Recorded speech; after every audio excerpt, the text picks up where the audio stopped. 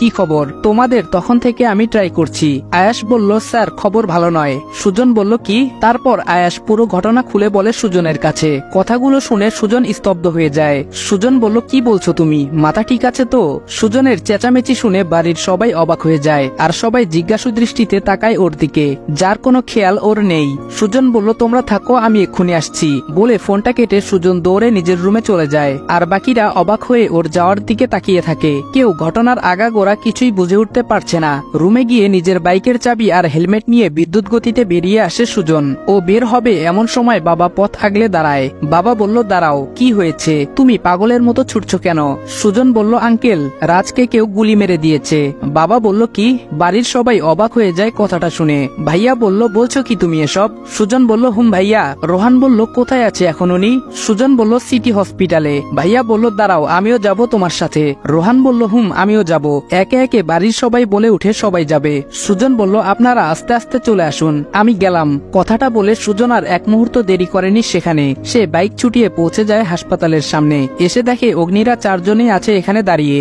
সুজনকে ঢুকতে দেখে ওরা এগিয়ে আসে। অগ্নি বলল, স্যার এসেছেন? সুজন বলল, কোথায় আদি? রাতুল বলল, স্যার তৃতীয় তলায় আছে। নীরব বলল, আমরা এখনো সামনে যাইনি স্যার, কেউ সন্দেহ করেনি আমাদের। সুজন বলল, গুড, তোমরা চলো আমার সাথে বলে ওরা পাঁচজন লিফট দিয়ে থার্ড ফ্লোরে চলে আসে। সুজন বলল, সবাই একসাথে থাকলে সমস্যা হতে পারে, এখানে পুলিশ ছাড়াও আরো কেউ থাকতে পারে, সো তোমরা আলাদা আলাদা ভাগ হয়ে যাও। এমন ব্যবহার করো যেন প্রত্যেকের আলাদা আলাদা পেশেন্ট আছে, ওকে? ওরা বলল, ওকে স্যার বলে ওরা চারজন ছড়িয়ে যায় আলাদাভাবে। আর সুজন দৌড়ে চলে যায় আদির কেবিনের সামনে। সুজন কেবিনের সামনে এসে দেখে ইসি দুজন লোকের সাথে কথা বলছে। কেবিনের সামনেই মনে হয় পুলিশের লোক হবে। সুজন বলল, রাজ কেমন আছে? ইসি কথাটা শুনে ঘুরে দাঁড়ায় সুজনের মুখোমুখি। ইসিকে পুলিশের পোশাকে দেখে সুজন কিছুটা অবাকের অভিনয় করে বলে, ম্যাম আপনি? ইসি বলল, ওহ এসে গেছেন বন্ধুকে বাঁচাতে। সুজন বলল, রাজ কেমন আছে ম্যাম? ইসি বলল, সেটা ডক্টর বলতে পারবেন, তবে যদি বেঁচে যায় আইনের হাত থেকে সে বাঁচতে পারবে না। সুজন বলল, মানে? এবার ইসির কথা শুনে সুজন কিছুটা অবাক হয়, কারণ সে ভাবতে পারেনি যে ইসি আদিকে সন্দেহ করে। ইসি বলল, মানেটা পরেই জানতে পারবেন মিস্টার। সুজন বলল, সুজন সরকার আমার নাম। ইসি বলল, তবে বন্ধুর সাথে আপনার কীর্তিও ফাঁস হবে মিস্টার সরকার। সুজন মনে মনে বলল, এ তো দেখি মাথামোটা অফিসার। ওদের কথার মাঝখানে বাড়ির সবাই হাসপাতালে এসে উপস্থিত হয়ে যায়। কেবিন নাম্বার জেনে নিয়ে তাড়াতাড়ি করে সবাই চলে যায় কেবিনের সামনে। সবাইকে একসাথে আসতে দেখে সুজন বলে উঠে, আপনারা এসে গেছেন। সুজনের মুখ অনুসরণ করে ইসি পেছনে ফিরে তাকায়। সে এতক্ষণ উল্টো দিকে মুখ ফিরিয়েছিল। বাবা বলল, রাজ কোথায়? এটুকু বলে ইসিকে দেখে থমকে যায়। শুধু বাবা নয়, বাড়ির সবাই রীতিমতো শক খেয়ে যায় ইসিকে পুলিশের ইউনিফর্মে দেখে। নিশি বলল, আপি তুমি এখানে? মা বলল, ইসি তুই এখানে কেন? আঙ্কেল বলল, তুই পুলিশের পোশাক পরেই বা আছিস কেন? সবাই একে একে প্রশ্ন করেই চলেছে। ইসি কিছু একটা বলার জন্য মুখ খুলবে তার আগেই একজন পুলিশ এসে ইসির হাতে একটা ফাইল ধরিয়ে দেয় আর বলে, ম্যাম এই দেখুন, রাজদীপ বলে কারো রেকর্ড আমাদের কাছে নেই। ইসি বলল, ছদ্মনাম ব্যবহার করছে সে।